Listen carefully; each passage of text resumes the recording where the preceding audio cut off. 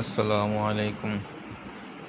আলহামদুলিল্লাহ, আমার মুরগো ঘর এবং কবুতরের ঘর মোটামুটি আজকে শেষ হয়ে গেছে। আপনারা এখন দেখাইমু আস্তা ঘর আমি ও একটা হয়েছে আমার ঘরের ফুক সাইড আমি সারা নেট দিয়ে দিলাইছি। এই সাইডে গাছ আছে, বাতাস খামাইব। আর ও হইল ভিতর সাইড। মাশাআল্লাহ শক্ত হয়েছে, তুফান আইলে আর আশা করি উড়াইতো নাই ইনশাআল্লাহ।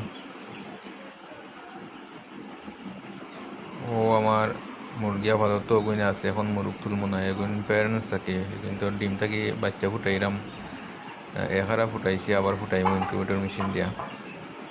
আর ও আমার আস্তা গড় মুরগর।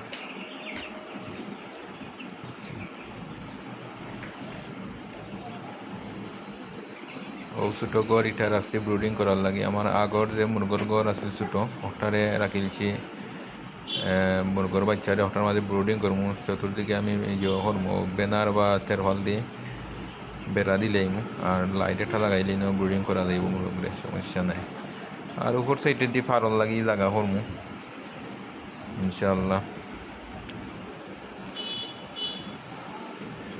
মোটামুটি ভালো হয়েছে, সুন্দর হয়েছে আলহামদুলিল্লাহ। রিজহর মালিক আল্লাহ, কোনো কামও শর্মর নাই, চুরি করা শর্মর, মানুষের লোকে বাটবাড়ি করা শর্মর, মানুষের কাছে দরাহিম, আল্লাহর কাছে দরাহিম।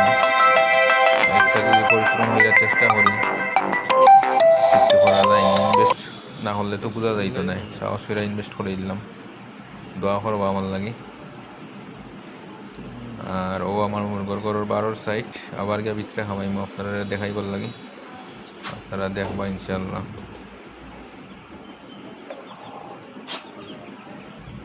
ও পিঞ্জির মাঝে মুরগর বাচ্চা নয়া বাচ্চা ফুটাইছি।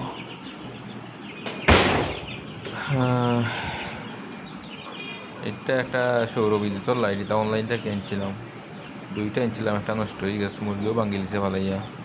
আরও একটা রয়েছে, কারেন্টও লাইট লাগাইমো আপাতত, গুঞ্জি চলমো আর কি। ভালো আলো দে। আর তো মুরগ তারা ঘোরাঘুরি করে, তারা 4-5 দিন বন্ধ আছিল, এখন খুব ঘোরাঘুরি করে, লাগে তারা ভালোও লাগে। আর আপাতত জুড়ি একটা আছে, অন্য মুরগি ডিম পারবো।